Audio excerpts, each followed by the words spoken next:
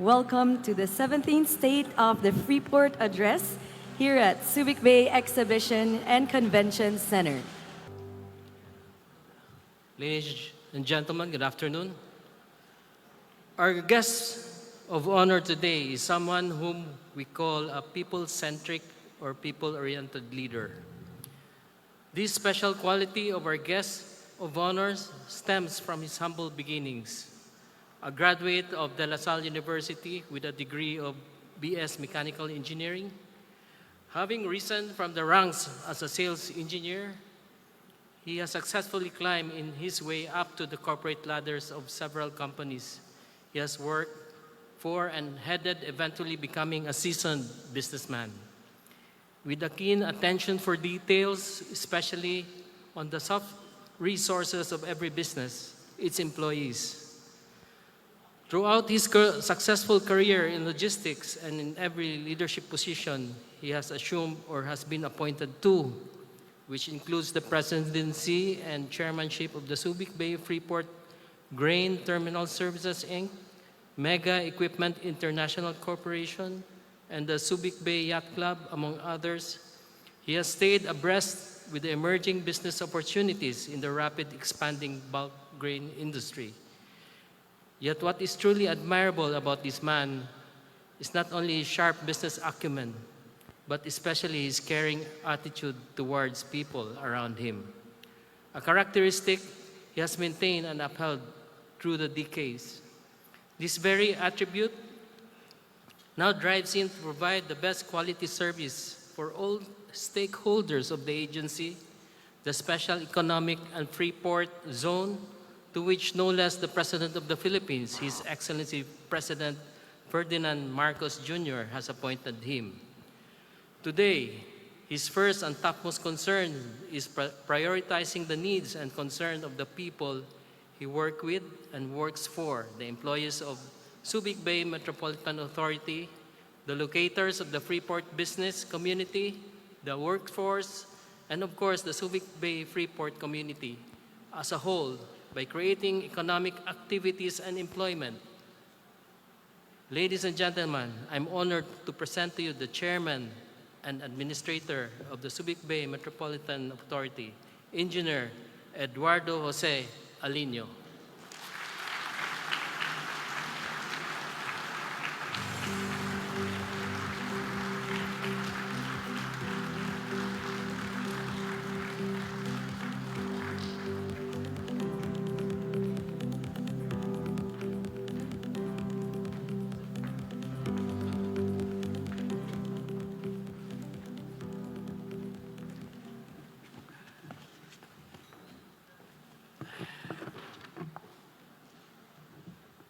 Thank you, Richard, for that very kind words.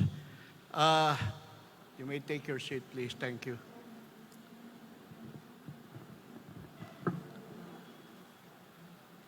Magandang hapon po sa inyong lahat. Thank you. We welcome our dear locators, distinguished guests, stakeholders, chamber, and SBMA Board of Directors and management to the 2025 State of the Freeport Address. Before I start my report, allow me to congratulate the new officers and directors of Subic Bay Freeport Chamber of Commerce. And allow me also to introduce my family, my wife of 39 years, Maria Estela Aliño. My eldest son, Carlo, second, Paulo, Franco, and Angelo, and my brother and sister-in-law, Jean, who lives in Canada. If you notice, my children, we look all alike, correct? Magkakamukha ba kami? Thank you. I hope you've all seen the video played earlier showing our development plans for the Central Business District, specifically the waterfront and beachfront areas, to bring about a better quality of life here in Subic. quality of life o kalidad ng buhay. This is the main anchor of President Ferdinand Marcos Jr.'s Philippine Development Plan for 2023 up to 2028. Equally clear is the plan's strategy framework, gawing matatag, maginhawa, at panatag ang buhay ng bawat Pilipino. SBMA's mandate has actually remained unchanged for the past 33 years.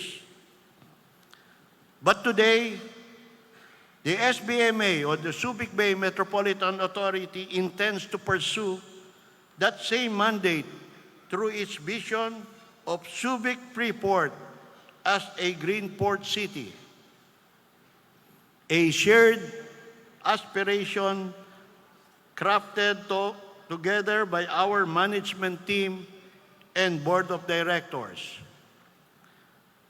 At the same time, Subic is set to become a major component of the upcoming Philippine, U.S., Japan, Luzon Economic Corridor. This will definitely attract an inflow of high-impact infrastructure investments connecting Subic, Clark, Manila, and Batangas Logistics Corridor. Now let us take a closer look at our own 2024 economic indicators, all suggesting a healthy and promising future for both foreign and local investors here. Other contributions to the national economy from this Freeport consists of approved investments and business expansion projects, port revenues, and cash remittances to the BIR and Bureau of Customs. These contributions reaffirm the Freeport's position as a catalyst of growth, not only in the region, but in the country as a whole. In 2023, SBMA made substantial contribution to the national government, which was recorded as one of the top contributing government-owned controlled corporations in the country. According to President Marcos Jr., the remittances by the GOCCs to the national government are used to help the people who are actually our true stakeholders. Another financial highlight was the agency's operating revenue. This is the third consecutive year that the agency's operating revenue has breached the 4 billion peso target.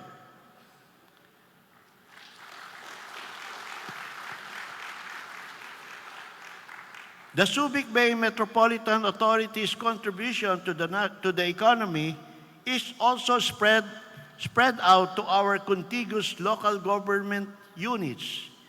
Hindi lamang po national government ang nakikinabang sa kinikita dito, kundi pati karatig o contiguous local government units which receive a portion of 5% of the corporate taxes. So I would like to thank our locators for paying their taxes, because as you can see here, your taxes go a long way in the growth and development of our communities. How about a big hand for all the locators? Thank you.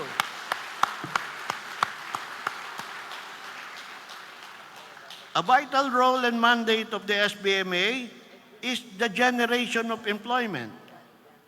The trickle-down economics benefit the families and the households of Freeport workers who come from Olongapo, Bataan, and Zambales, and as far as Pampanga, NCR, and other places.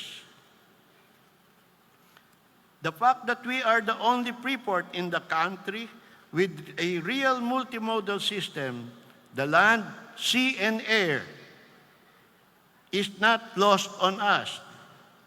Tayo lamang ang mayroong pong ganito. Subic is the only place with this unique feature. So we intend to tap this competitive edge in developing our natural hinterland, Central Luzon, and the country as a whole. The Freeport ecosystem is a complete network consisting of national policy agenda, the ease of doing business, providing better infrastructure, community engagement, and expanding our trade network to increase commerce and job opportunities.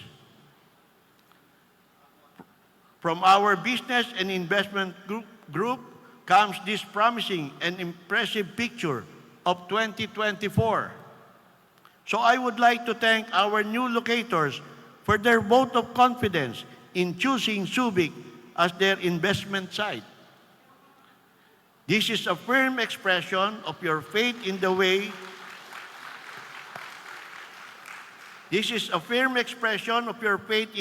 we take care of our investors, as well as in the bright future of this Freeport. Heading the top locators that came in last year is the world's #1 shipbuilding company and major equipment manufacturer, Hyundai Heavy Industries of Korea.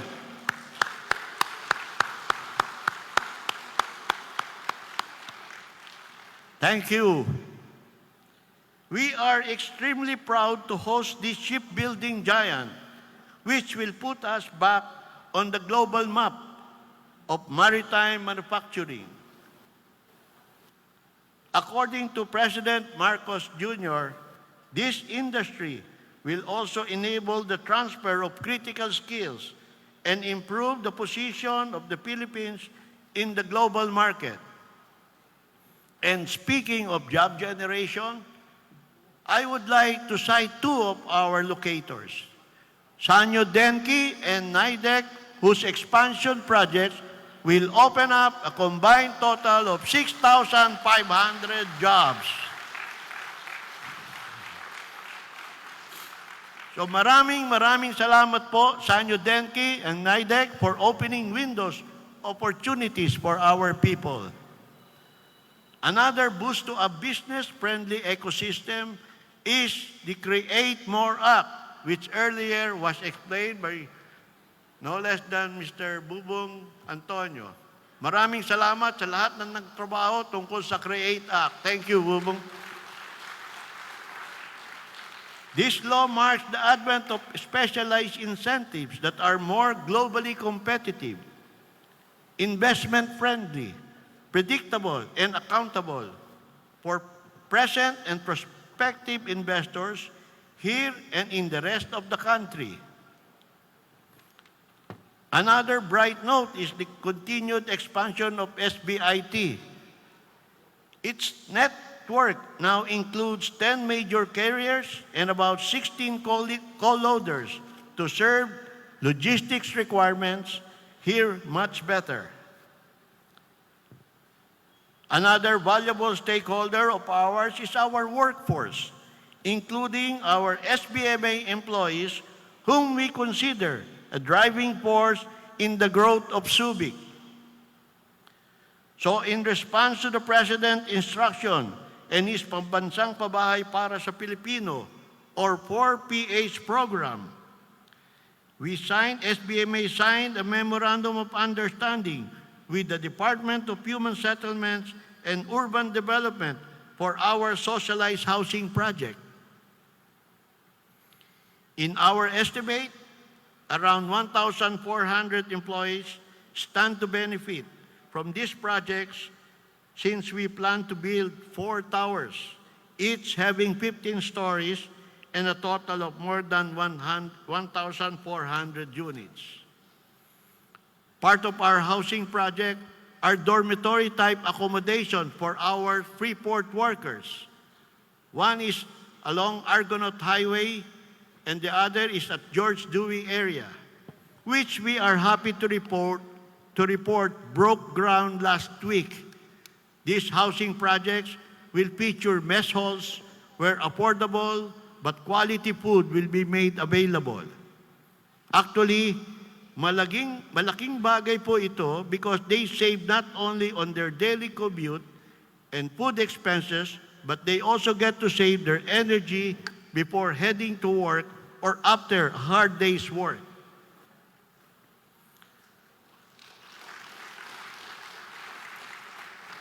Alam po ninyo, when I took my office last year, President Bongbong Marcos Jr. told me, sa dami ng namumuhunan o stakeholders at empleyado sa Subic, asikasuhin mo at alagaan mo sila upang mapadali ang paghahanap buhay sa loob ng Subic.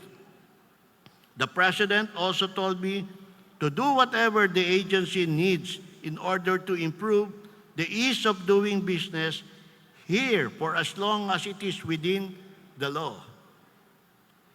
And that is exactly what we are doing. From the youngest members of our community to students and persons with disabilities, our indigenous brothers and sisters, and parolees and probationers. We also engage our community in taking care of our environment and provide them with other services and activities.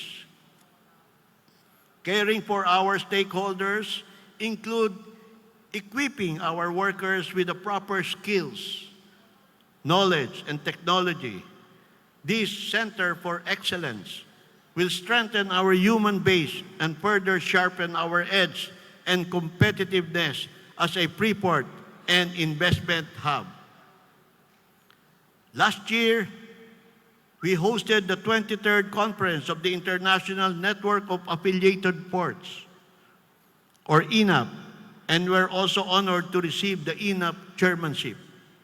I consider this an honor very timely as we modernize our port and focus on the use of green technology in meeting the demands of a fast-changing maritime landscape.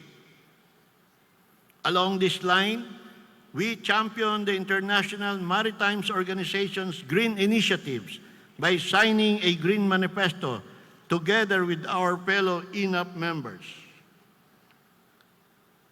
Boosting our efforts toward ecologically sound port operations was our recognition by the World Business Outlook as the most sustainable investment hub in the Philippines.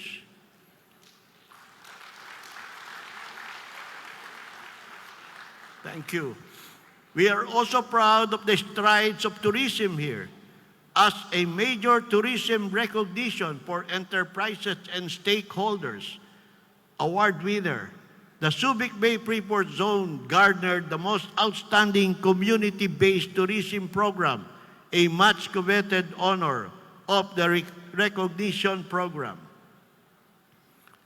Last December 2024, the Department of Tourism Secretary Cristina Garcia Frasco and the SBMA discussed plans to expand Subic Bay's cruise tourism through home porting and dedicated cruise port initiatives. With our deep natural harbor, modern port facilities, and strategic location, we are determined to make Subic Bay a key player in the regional cruise industry.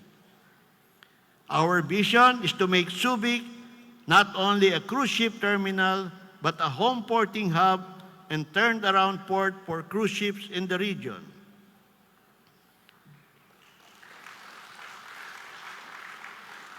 Deeply encouraged by the support of no less than the Department of Tourism, we will start building phase 1 of the Subic Bay cruise ship terminal in the next few years. The SBMA is also expanding its port network and trade routes. We are now in talks and concerned foreign government officials to explore and create a sister port agreement with the Port of Santiago in California and the Port of Mumbai in India. Given the importance of our port network, our port expansion projects under JICA's Regional Development Master Plan is no doubt very timely. It is also believed that this would contribute in building our port capacity and help in country's food security program. In addition to the terminals, the port also emphasizes navigational safety and efficiency of our support facilities through our vessel traffic management system. Ito po ba yung, if you want to monitor kung nasaang ships, loading port, unloading port, or traveling, because of this BTMS, the Vessel Traffic Management System, you will able to know kung ano po at nasaan ang kanyang exact location. So we have also invested in improving our road network, support boats, IALA standard lights and buoys. And just recently, we commissioned, as I mentioned, the most advanced BTMS in the country. As a hub for innovation and investment, and in line with our efforts towards becoming a green port city, Subic Bay Freeport is a proud host to the biggest solar energy project in the region with about 150 megawatt capacity. Moving towards an even more green port and economic zone, a shore power system will be put up to provide electrical power to idling ships so they can shut down their engines and cut air pollution from ships and at berth by 95%. This will make Subic the first Philippine port with shore power connection for ships.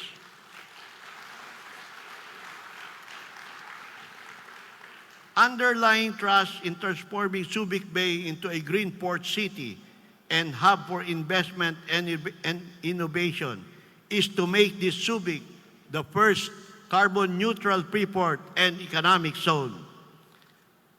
The SBMA is also currently in talks with foreign institutions to draft a mechanism that our agency can use to monetize carbon credits. Again, this will make us a pioneer in this green initiative. Also a part of our green initiatives is the provision of e-transport facilities for stakeholders and the riding public. These buses will also fly to and from our socialized housing projects and dormitories to help our workers cut commute time and expenses. Ito po, siguro ito po mga buses na to will be arriving sometime June, July, August. Is that correct, Ted? So basically, dadating na po yan. We are proud to say that the Port of Subic Bay will become a transshipment hub for e-vehicles. This is another contribution of the SBMA to the country's clean energy program. Our digitalization projects are also in compliance with the directive of the President to adopt automation as part of the government ease of doing business initiative. Furthermore, a clean energy facilities envisioned to be built in Redondo Peninsula as we gain headway in achieving our goal of decarbonization. Based on initial estimate, the power cost will be around 5 to 6 pesos per kilowatt hour. Sana po mangyari ito so that we will all be benefited by it. As I have said earlier, the SBMA's mandate has remained unchanged through the years. Yet our goal to be a green port city driven by collaborative growth in business and investment has added new challenge, a new dimension to the pursuit of our mandate. But this challenge is not just the SBMAs alone. This is not just the SBMA vision and mission. We will need your help, your partnership, and your commitment.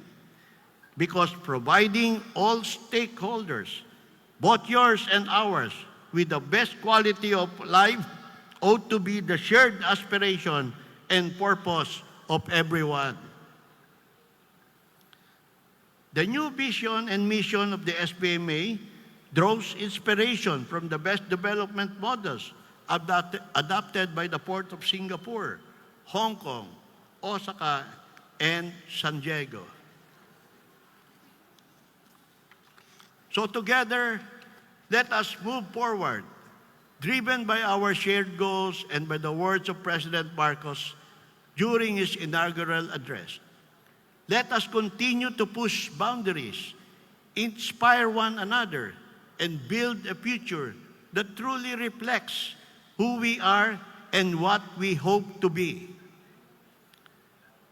Ladies and gentlemen, dear stakeholders, locators, and leaders of our communities, on behalf of the SBMA, I would like to express my sincerest thanks and appreciation to the Subic Bay Freeport Chamber of Commerce under the leadership of its President, Benjamin Bubong Antonio, and to all of you who have joined us this afternoon. We hope that the plans and programs we have shared with you this afternoon pave the way toward even closer cooperation among us. Because in Subic, we care for our shared future, our shared aspiration of growth and progress for all. Before I close, allow me to request my directors to please stand up to be recognized. The directors who are here this afternoon, our partners in making our shared vision a reality. But of course, hindi po namin lahat magagawa mga directors yan kung wala po ang management team. May I request the management to please stand up? Earlier, the directors were introduced to you to. May I be allowed to introduce the members of the management team from Support Services, Senior Deputy Administrator Ramon Agregado, Operations Group Senior Deputy Administrator Ronnie Yambao, Senior Deputy Administrator Renato Lee III, Senior Deputy Administrator for Regulatory, Ahmet Cobal. For Finance, we have Deputy Administrator Antonieta Sanki. For Public Works and Technical Services, DA Marco Estavillo. For Operations Group, DA Deputy Administrator Martin Christopher Roman. For the Business Group, Deputy Administrator John Aquino. For Corporate Communications, DA Armina Belleza Llamas. For Legal Affairs, Deputy Administrator Melvin Varias. For Administration, DA Vicente Evidente Jr. And to my Chief of Staff, Attorney Bon Rodriguez.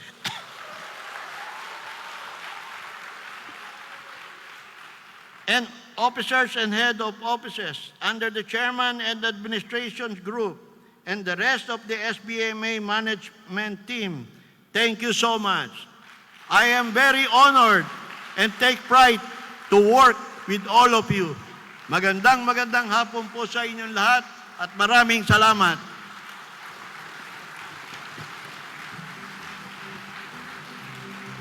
Ladies and gentlemen, once again, our Chairman and Administrator, Honorable Eduardo L. Aliño.